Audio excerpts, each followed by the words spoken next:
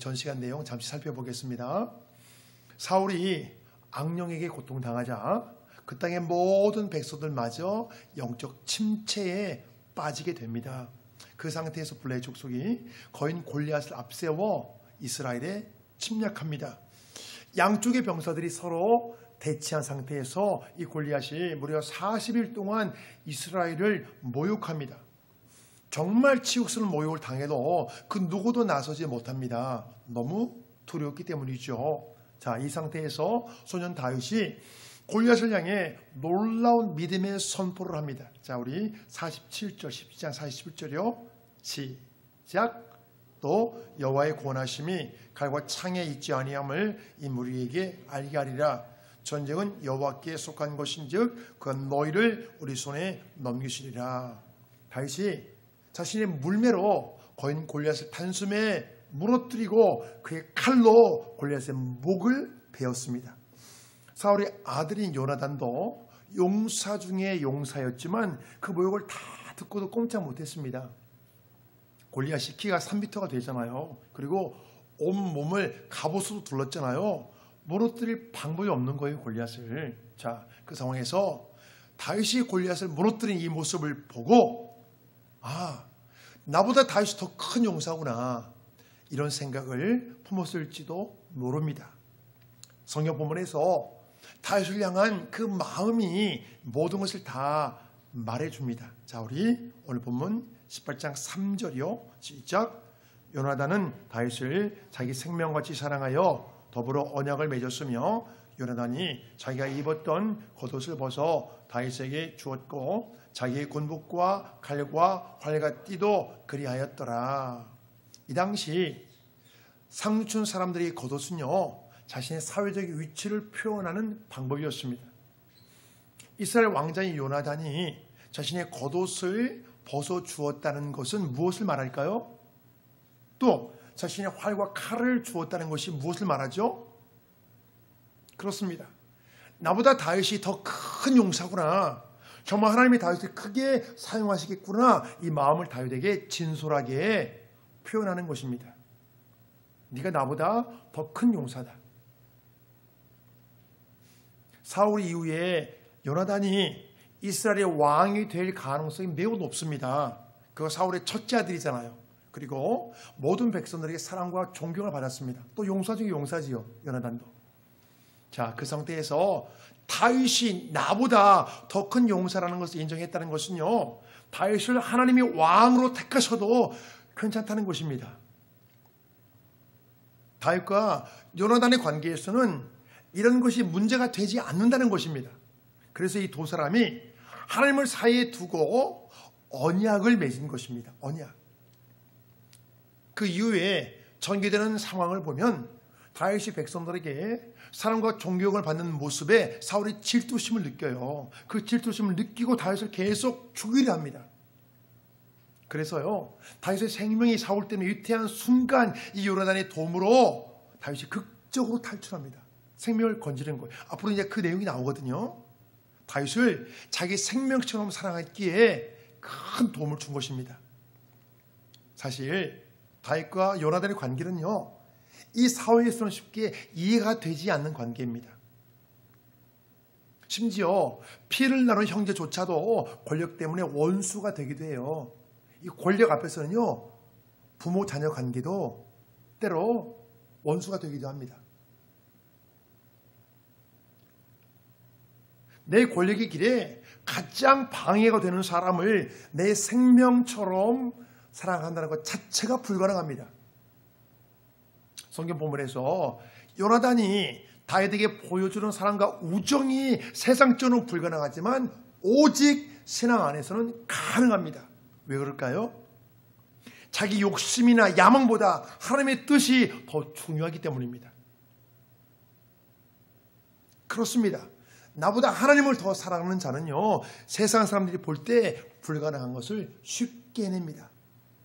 세상 사람들이 볼 때 도저히 못하죠. 어떻게 내 권력의 길에 방해되는 사람을 내 생명처럼 사랑합니까? 권력은요, 부모 자녀 관계도 나눠갖지 못하는 게 권력이에요. 권력의 속성이 그렇습니다. 권력은 누구하고도 나눠갖지 못합니다. 그런데 어떻게 내 권력의 경쟁자를, 내 왕권을 빼앗아갈 수 있는 사람을 어떻게 내 생명처럼 살아갑니까? 이건 도저히 불가능하죠. 그렇지만 하나님을 생명처럼 살아가는 자는 이것이 가능하다는 것입니다. 왜 그럴까요? 내 뜻보다, 내 생명보다 하나님의 뜻이 더 소중하기 때문입니다. 그 사람한테 이게 가능해요. 이게 많은 사람들이 마음의 자유함을 갈망합니다. 욕심, 야망, 집착에서 벗어나기 원하지만 이것이 마음대로 되지 않아요. 사랑하는 여러분, 우리가 진실로 이 모든 것에 대해서 자유해지는 길은요, 그 무엇보다 하나님의 뜻이 가장 중요한 사람이 되는 것입니다. 우리가 야망과 욕심과 집착에서 벗어나는 길은요, 진실로 하나님을 사랑하는 자가 되는 거예요. 하나님의 뜻이 나에게 인생의 최우선이고, 내가 하나님을 그 무엇보다 사랑하면 그 외에 다른 것에는 모두 다 우리가 벗어날 수 있습니다. 그렇습니다. 이 세상 무엇에도 묶이지 않는 그 자유, 그 진정한 자유는요, 내 생명만큼 하나님을 사랑하는 자만이 누리는 특권입니다. 하나님을 생명만큼 사랑하잖아요. 하나님이 큰 선물을 주셔요. 그게 뭐냐? 하나님이 왜 다른 것에 다 우리가 자유해질 수 있어요. 묶이지 않아요. 그렇습니다. 진정한 자유는 주님 외에 그 무엇에도 묶이지 않을 때 가능합니다. 우리가 만약에 물질을 내 생명만큼 살아가잖아요. 물질에 묶이는 거예요. 내 자녀를 내 생명만큼 살아가면 또 내 자녀에 묶이는 거예요. 내 남편과 아내를 생명만큼 살아가면 내 남편과 아내에 묶이는 거예요.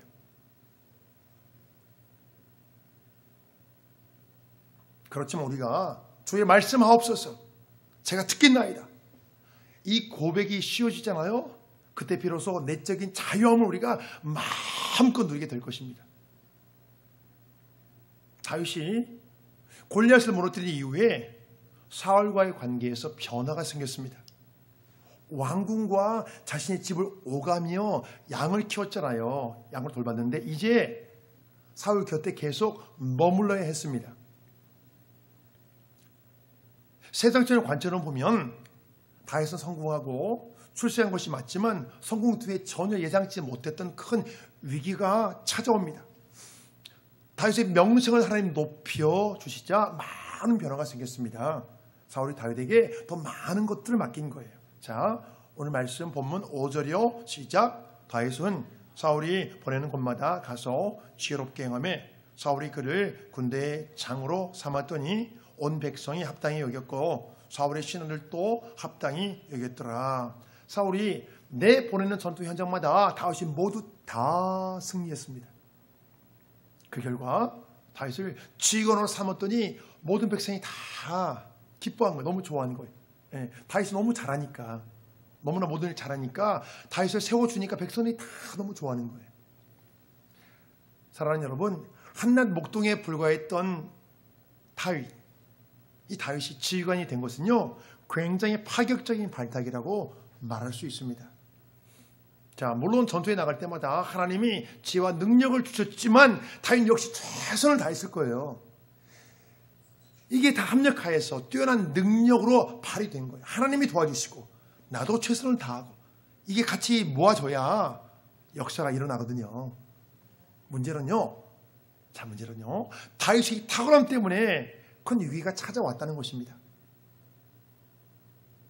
자, 6절 말씀 보실까요? 시작. 무리가 돌아올 때 그 다윗이 블레셋 사람을 죽이고 돌아올 이스라엘 모든 성읍에서 나와서 노래하며 춤추며 소고와 경찰을 가지고 왕 사울을 환영하는데 여인들이 뛰놀며 노래하여 이르되 사울이 죽인 자는 천천히요 다윗은 만만이로다 한지라. 다윗이 골리앗과 싸울 때 도망친 블레셋 잔당들이 있었습니다. 다윗이 이 사람들을 모두 소탕하고 돌아왔을 때 많은 사람들이 나와서 노래하고 춤추는 축제 분위기였습니다. 바로 그때 여인들의 노랫소리가 사울의 귀에 들렸습니다. 뭐라고 들렸죠? 사울이 죽인 자는 천천히요 다윗은 만만이로다. 다윗은 10,000명을 죽였고 사울은 1,000명을 죽였다는 것입니다. 이 전쟁에서 사울이 죽인 자는 1000명인데 다윗은 10,000명을 죽였다는 것입니다. 자, 이 노랫소리를 듣는 순간 사울은 도저히 참을 수 없는 분노를 느꼈습니다. 지금 질투심이 있잖아요, 다윗에게. 확 끌어오르는 거예요. 그 당시 사울이 느꼈던 감정에 대해 성경은 이렇게 말씀합니다. 자, 8절 말씀이요. 시작. 사울이 그 말에 불쾌하여 심히 노하여 이르되 다윗에게는 10,000,000을 드리고 내게는 1,000,000만 돌리니 그가 더 얻을 것이 나라 말고 무엇이냐 하고.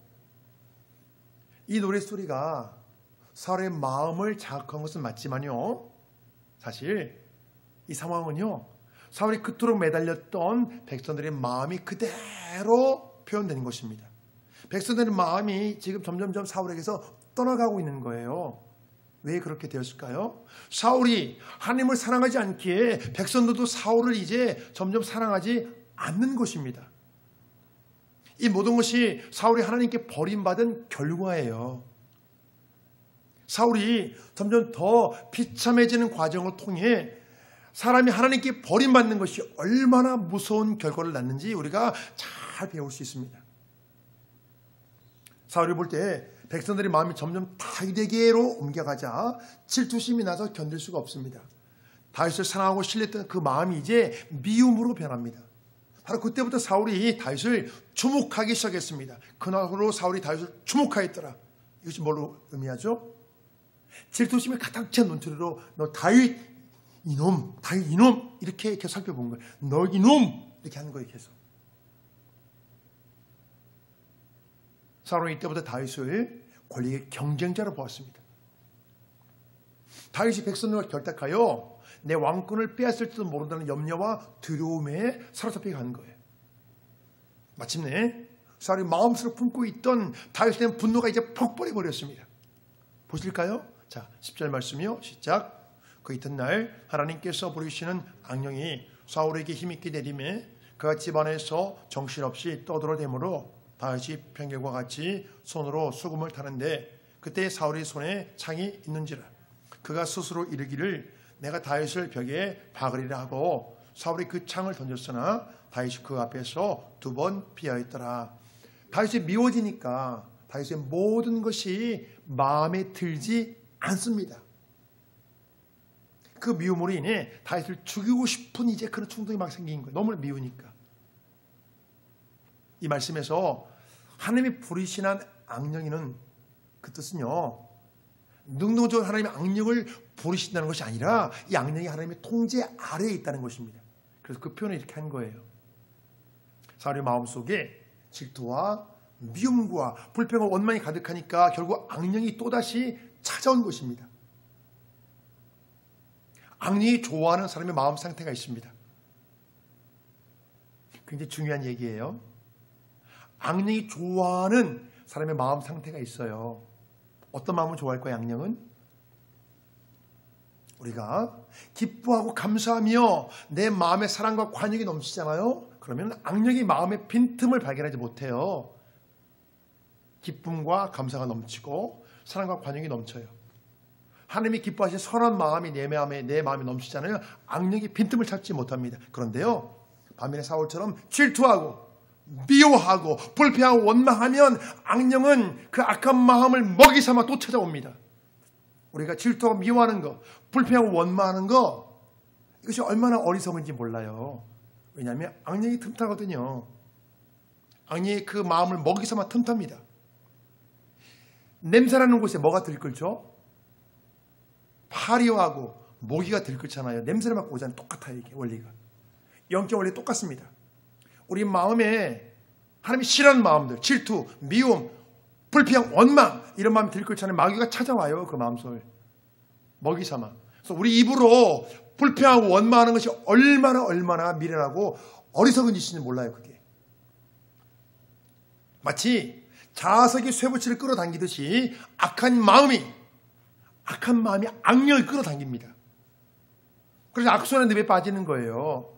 우리가 이 입술로 부정적인 말하고 하나님이 싫어하는 말, 불평하는 말, 원망하는 말, 미움의 말, 이것이 나에게 얼마나 해로운지 몰라요. 선한 마음은 성령께서 좋아하시고 악한 마음은 악령이 좋아하기 때문입니다. 우리의 말은 마음의 결과잖아요. 우리의 말이 악한 말이 나오잖아요. 그럼 내 마음이 악하다는 거예요, 지금. 그러면 이제 악령이 들끓는 거예요. 사울에게 악령의 반응이 나타나자 다윗은 평소처럼 사울이 수금 연주를 해주었습니다. 바로 그때 사울이 다윗을 향해 창을 던집니다. 사울이 그 짧은 거리에서 무방비 상태에 있는 다윗에게 창을 던진 것입니다. 자, 사울 또한 전쟁을 많이 치른 백전노장입니다. 그 창이 다윗의 몸에 꽂히는 게 당연하잖아요. 용사죠, 사울도. 그런데 다윗이 그 찰나의 순간에 무방비 상태잖아요. 수금을 연주했으니까. 그 창을 피했습니다. 사울이 이제 첫 번째 창을 이제 다윗이 피하자마자 두 번째 창이 다윗에게 또 날라옵니다. 사울의 창이 또 날라오는 거예요. 사울이 정말로 다윗을 죽이려고 작정한 것입니다.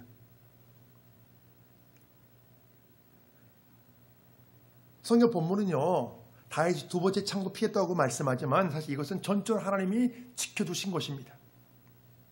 다윗을 왕으로 기름 부었는데 사울에게 죽임을 당하게 그냥 놓아두지 않습니다. 사랑하는 여러분, 그렇습니다. 사람이 태어나는 것도 하나님의 주관 아래 있고요. 사람이 자기의 역할을 다 하고 이 땅의 삶을 마치는 것도 모두 하나님의 주관 아래 있습니다. 우리가 이게 많이 들었던 말씀이지만 이것이 여러분 굉장히 중요해요. 나의 죽고 사는 문제가 하나님께 달려있던 이 사실이 정말 중요한 진리인데도 많은 사람들이 이 사실을 놓치고 살아갑니다.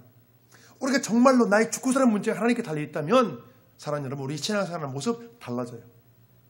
정말로 나의 모든 게 하나님께 달려있다면, 그걸 정말로 믿는다면, 그걸 머리로만 아는 것이 아니라 정말로 마음으로 믿는다면 우리가 하나님을 대하는 모습, 하나님께 예배하는 모습이 분명히 여러분 달라집니다.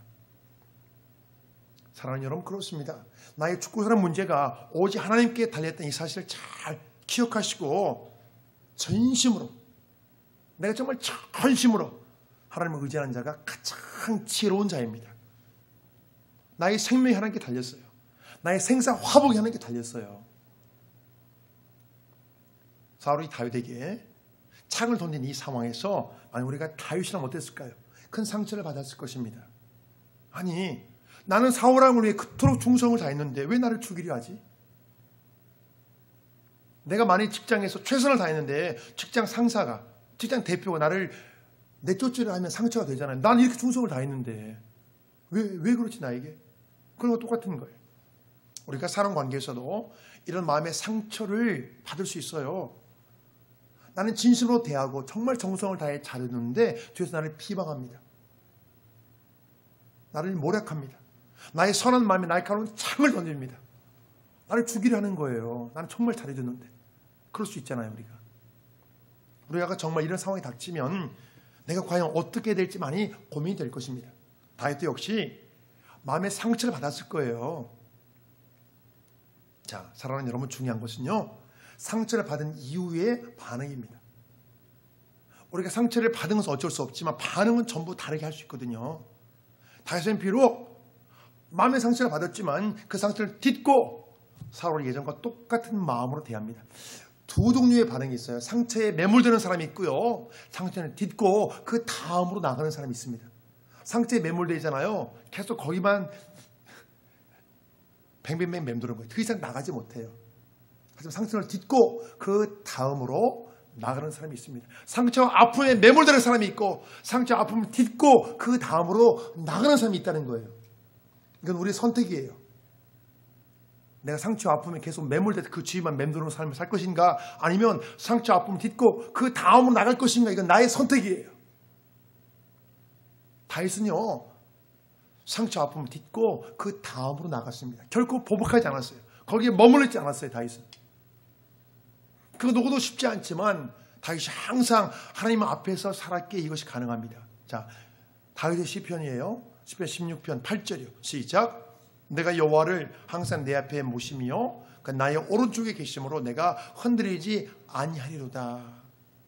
다윗의 고백입니다. 다윗이 항상 하나님 앞에서 살았기에 그가 위험한 순간마다 하나님의 보호하심을 받았습니다. 우리가 진실로 하나님께 보호받기를 소망하신다면 다윗처럼 여호와를 항상 내 앞에 모시기를 사모해야 됩니다. 하나님 함께해 주옵소서. 함께해 주옵소서. 우리가 그걸 기뻐하셔야 돼요. 하나님을 내 앞에 모시는 것을. 우리가 하나님을 내 앞에 모시고 살아가면 설령 인생의 풍파가 몰아쳐도 이 모든 것들을 우리가 든든히 견뎌낼 수가 있습니다. 우리가 충분히 감당해낼 수 있습니다. 하나님이 막아주시니까. 하나님을 내 앞에 모시면 어떤 인생의 풍파가 닥쳐도 하나님께서 막아주시니까, 하나님께서 방패가 되어주시니까 우리가 충분히 견뎌낼 수가 있습니다. 자, 다윗이 사울의 공격에도 모든 것을 묵묵히 감당하자 이 모습에 오히려 사울이 더 두려움을 느낍니다. 사울이 볼 때 다윗이 너무 의연합니다. 아니, 내가 이스라엘의 왕인데 오히려 다윗이 태산처럼 큰 사람으로 느껴지는 거예요. 더 두렵게 느껴지죠. 그러니까 이 상황에 대해 성경 본문은요, 여호와께서 다윗과 함께 계심으로 사울이 다윗을 두려워했다고 말씀합니다. 자, 우리 12절 말씀 함께 읽어볼까요? 시작. 여호와께서 사울을 떠나 다윗과 함께 계심으로 사울이 그를 두려워한지라. 사울이 더 이상 이제 다윗을 곁에 둘 수 없는 상태가 된 거예요. 너무나 커버린 거예요. 이제. 겁나는 거예요, 옆에 두기가. 그래서 천부장의 직책을 주어서 또다시 전쟁터로 내보냈습니다. 자, 우리 13절 말씀이요. 다 같이 시작. 그러므로 사울이 그를 자기 곁에서 떠나게 하고 그를 천부장으로 삼음에 그가 백성 앞에 출입하며 다윗이 그의 모든 일을 지혜롭게 행하니라. 여호와께서 그와 함께 계시니라. 사울이 다윗을 전쟁터에 내보낸 것은 무슨 의미죠? 그 전쟁터에서 다윗이 죽기를 원했기 때문이에요. 잘 싸우고 돌아와서 훈장 주려고 보낸 게 아니에요. 분명히 우리가 성경에는 자세히 나오지 않지만 어려운 곳에 보냈을 거예요. 죽으라고 가서. 그렇지만 사울이 모래과 달리 다윗이 모든 일을 지혜롭게 행함으로 출전하는 전투마다 다윗의 군대가 승리합니다. 사울의 꼼수가 오히려 다윗을 더 높여주었습니다. 하나님 함께 하시면 이렇게 되는 거예요. 이 상황에 대해 성경 본문은 뭐라고 말씀합니까? 여호와께서 다윗과 함께 계셨기 때문이라고 말씀합니다. 하나님이 하신 거죠. 하나님이 하신 거예요.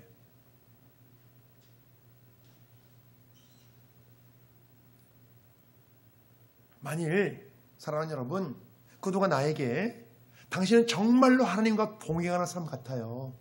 내가 당신을 보니까 하나님 함께 하시는 게 느껴져요. 이런 말을 듣는다면 이것처럼 좋은 칭찬이 없습니다.